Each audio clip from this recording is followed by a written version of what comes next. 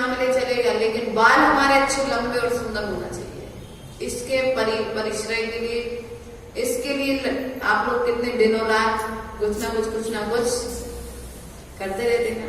लेकिन मंदिर में जब भी आओ तो अपने बालों को अभी तो बांध करके आओ, लेकिन आगे के लिए भी, अपने बच्चों के लिए भी यही संस्कार को, यही धर्म की सुरक्षा करनी है।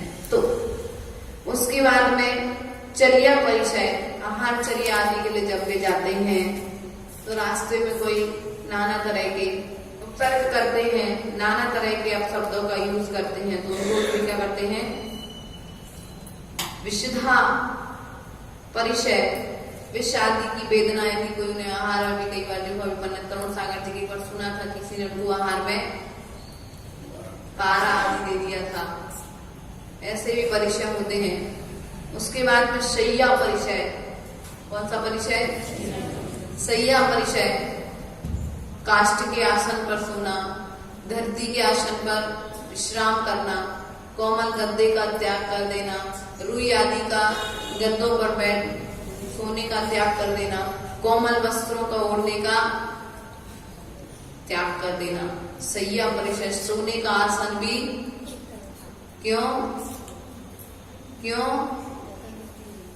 क्योंकि आलस, प्रमाद बढ़ेगा, सॉफ्ट चीज होगी तो राग बढ़ेगा, किससे, शरीर से। मूलाचार में बताया है उत्कृष्ट चर्या को धारण करने वाले मुनिराज होते हैं, वे एक करवट से सोते हैं। कैसे सोते हैं, एक करवट से सोते हैं। और जब भी सन्मति सागर जी का उदाहरण आचार्य गुरुदेव देते थे, बताते थे कि सन्मति सागर महाराज जी रात को सोते थे, जितनी बार उन्हें करवट लेनी पड़ती थी उतनी बार मार्जन करना पड़ता था। अगर आगे अपन एक करवट से सोए और लेफ्ट साइड में करवट लेना है तो पहले जब उतना पाटे का मार्जन और अपने शरीर का मार्जन, की शरीर पर भी कोई जीव जंतु आकर कितना बैठ गया हो, तब वे दूसरी करवट में जाते थे, और जितनी बार करवट उतनी बार मार्जन करना पड़ता था। तो ऐसे शैया परिचय आदि को मुनिराज सहन करते हैं, अपने क्रोध को जीतते हैं। किसको जीतते हैं, क्रोध परिचय। उसके बाद में बद परिचय, याचना परिचय, अपने पास कोई वस्तु नहीं है, नहीं मांगेंगे, आवश्यकता से अधिक वस्तु रखेंगे नहीं, और वस्तु नहीं होगी तो हम दूसरे से याचना परिचय मुनिराज पालन करते हैं। बिना मांगे वीर चर्या के साथ में आहार चर्या में निकलते हैं, करते हैं, महावीर की चर्या का पालन करते हैं। भीख मांगने नहीं आते वे, वीर चर्या का पालन करते हैं। हाँ, जो आहार चर्या के लिए जाते हैं, भिक्षा के लिए भले ही जाते हैं, लेकिन वीर चर्या पूर्वक, कोई दास बन के नहीं जाते हैं कि आज मुझे ये खाना है, जो मिल जाएगा सो, जो मिल जाएगा सो, इच्छा लेकर के नहीं जाते हैं। अपनी इंद्रियों का दमन करके जाते हैं। क्या करके जाते हैं, इंद्रियों का दमन करके जाते हैं। अपन जिस भोजन को चखने में, खाने में विचार करते हैं, उस भोजन को मुनिराज आनंद पूर्वक ग्रहण करते हैं। आनंद पूर्वक आहार के समय बिना नमक का आ गया तो, बिना मिर्ची का आ गया तो, बिना खटाई का आ गया तो, बिना घी का आ गया तो, बिना तेल का आ गया तो, बिना मीठे का भोजन है, फिर भी क्या कर लिया। और यदि हमारे साथ ऐसा हो जाए एक आध दिन, और एक आध दिन के साथ साथ यदि एक दिन तो चला लोगे, 3-4 दिन हो जाए, फिर देखो घर वालों की स्थिति। हम तो कल से होटल में भोजन करेंगे, भोजन ही बनाना नहीं आता है। इसलिए भैया विचार करो, परिवर्तन लेकर के आओ। एक बार ये समझ लो कि मुनिराज कैसे करते हैं। पन्नालाल साहित्याचार्य जी का एक घटना बताते, अभी मैं सागर में थी, उनके सुपुत्र से मिली, तो पन्नालाल साहित्याचार्य जी रोज मंदिर से नियम लेकर के जाते थे, भोजन में कुछ ना कुछ त्याग करके जाते थे, लेकिन अपनी पत्नी को बताते नहीं थे। क्या दादी? पन्नालाल साहित्याचार्य जी भी ज्यादा समय नहीं हुआ, कुछ समय पहले उनका समाधिकरण हुआ, समाधिकरण जैसा जो भी। तो उनका उनके सुपुत्र उदाहरण बताया कि मंदिर से जब भी वो घर आते थे और घर में आने के पश्चात में वे अपने मंदिर से भोजन आदि संबंधी नियम लेकर के आते थे और आहार को बैठ जाते थे। एक बार उन्होंने नियम ले लिया कि पहली बार में जो परसेंगे वही खाएंगे। तो पति ने क्या किया, वे एक रोटी परस दी, अब पता तो था नहीं, एक रोटी परस दी और थोड़ी सी मूंग की दाल दे दी और जो बन गया तो जल्दी जल्दी गरम गरम परस दिया कि जब तक ये करेंगे भोजन तब तक हम और परस देंगे। उन्होंने परसा, उन्होंने किया और दूसरी बार के लिए मना कर दिया। तो कभी अपनी रचना इंद्री को कंट्रोल में करने के लिए ऐसे भी नियम लेकर के जाना चाहिए। कभी नमक का त्याग कर देते, कभी मीठा का त्याग कर देते थे, कभी तेल और घी का त्याग कर देते थे, कभी दूध का त्याग कर देते थे। अब घर में तो भोजन पूरा नमक का बना है, अब क्या ग्रहण करोगे? तो दूध और शक्कर पानी पी के अपने आ गए, कहना नहीं है, तत्काल थाली में से हटवाते थे, सामने से साधु हटवाते। तो महापुरुष जो होते थे वे अपनी इंद्रियों को घर में रहते हुए भी इस प्रकार से कंट्रोल करते थे। कैसे करते थे? कैसे करोगे? कर दो आज का नमक का त्याग, होगा मिलेगा, हमारे भाग्य में होगा तो मिल जाएगा, नहीं होगा तो। लेकिन ऐसा भी नहीं करना बीपी लो हो जाए तो शाम को बाटल चढ़वानी पड़े। हाँ, माता जी ने कहा था घर में रह करके करना।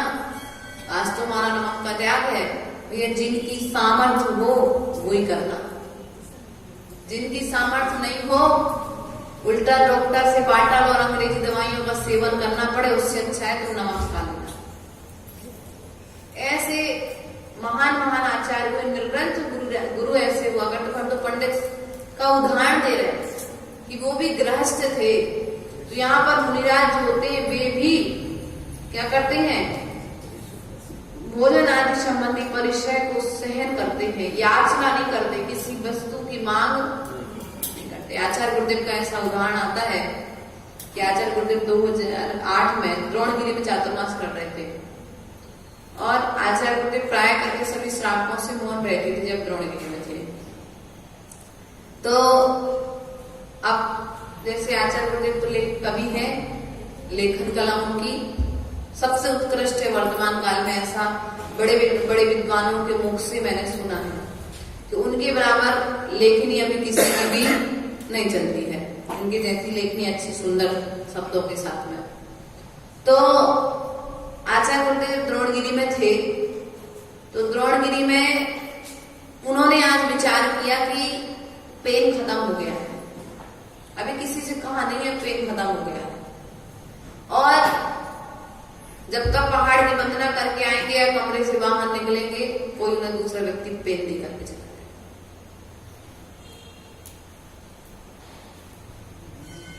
क्या देकर के चला जाएगा? किसी से नहीं कहा, अभी किसी को पता नहीं है। और फिर आचार्य गुरुदेव की विशेषता है, गूढ़ रहस्य है ये, कि यदि कोई पेन खत्म हो जाए, कोई डायरी चाहिए या कोई वस्तु सेल आदि घड़ी की खत्म हो जाए कुछ भी, तो कहते नहीं है कि ये चीज ला के दे दो, खाली पेन पकड़ा देंगे। यदि तुम समझदार होगे तो भरा पेन ले आओगे, और समझदार नहीं होगे तो खाली पेन को ले जाकर के बाहर। खाली पेन देने का तात्पर्य क्या है? शुरू में आचार्य हम लोग को दे देते थे, खाली पेन क्यों दे दिया, समझते नहीं थे। लेकिन बाद में फिर आचार्य ने इस बात का गूढ़ रहस्य बताया। इसका तात्पर्य ये है कि खाली पेन भरा पेन अब चाहिए है, मांग नहीं रहे हम। अगर समझदार होंगे तो ला करके पुरानी चीज का जब हम त्याग करेंगे, जब तो नई चीज घड़ी आती की। बहुत सारे ऐसे आचार्य गुरुदेव उदाहरण बताते रहते थे हम लोगों को। तो साधना के प्रभाव से याचना नहीं करनी पड़ती है। कहते हैं नियम ले लेंगे तो कैसे होगा? भैया नियम तो लो तुम, नियम अपने आप। मैंने पंकज जी के वहां से चलते समय नियम दिया कि मैं अपने लिए कुछ नहीं मांगूंगी, अपने लिए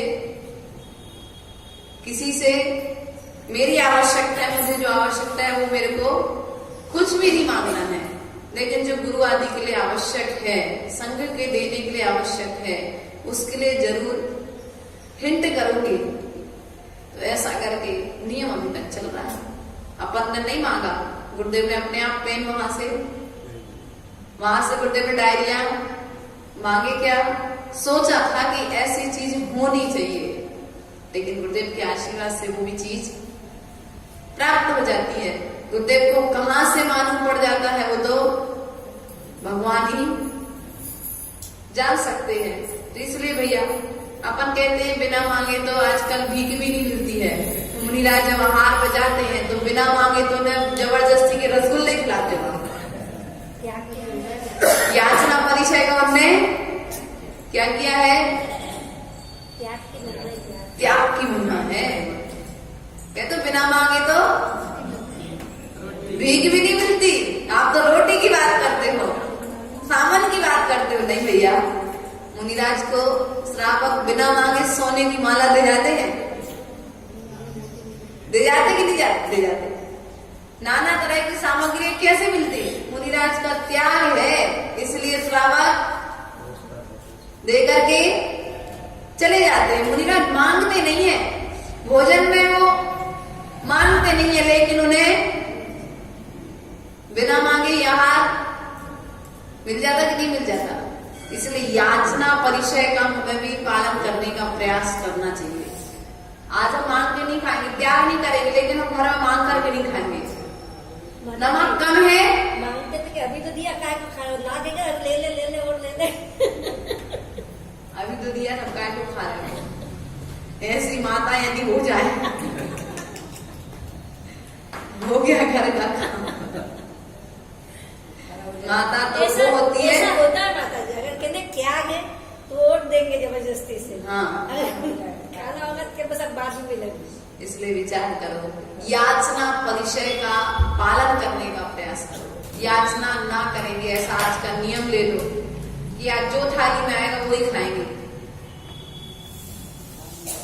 थाली में जो आएगा वही करेंगे। देखो अपने पुण्य का प्रभाव तो देखो, पुण्य का प्रभाव तो देखो एक बार, कितना पुण्य है तुम्हारा हृदय में। अपने पुण्य की परीक्षा तो करो इस बार। उसके बाद में दूसरा परिचय आता है अलाभ परिचय। क्या? अलाभ परिचय, रोग परिचय, रोग आदि की वेदना। अलाभ परिचय, लाभ होने वाला था किसी वस्तु विशेष का, नहीं हुआ लाभ। अलाभ परिचय, रोग परिचय, शरीर में किसी प्रकार का रोग हो गया, उसकी वेदना को, स्वास्थ्य ठीक नहीं है, नहीं भैया चलो कुछ स्वाद है तो हो जाएगा। वेदना है शरीर में, लेकिन फिर भी ऐसे ऐसे मुनिराज हुए, कुष्ठ रोग हो गया, लेकिन अपनी मुद्रा में वादिराज मुनिराज अपनी साधना में लीन रहे हुए। किस विश्वास के साथ? ये रोग आया कर्म लेकर के आया है, कर्म के उदय से ये रोग आज हमको आया है, और कर्म के उदय से ये रोग मुझे जो आया है, ये कर्म निर्जरा का साधन बनाऊंगा मैं, इसे कर्म बंद का साधन। यदि हमको पेट में दर्द हो जाए तो घर में हाय हाय हाय हो जाती है सबको। दिनों रात डॉक्टर, दवाइयां, बॉटल, इंजेक्शन, 2-4-8 दिन के लिए धर्म, और शरीर में वेदना हो भैया, चाहे कुछ भी हो। 28 प्रतिकर्म तो मुनिराज को करने ही हैं। कैसे करने हैं? निर्दोष तरीके से 28 प्रतिकर्मों का पालन तो ये वेदना को भी भस्मक व्याधि आर्य नंदी मुनिराज जो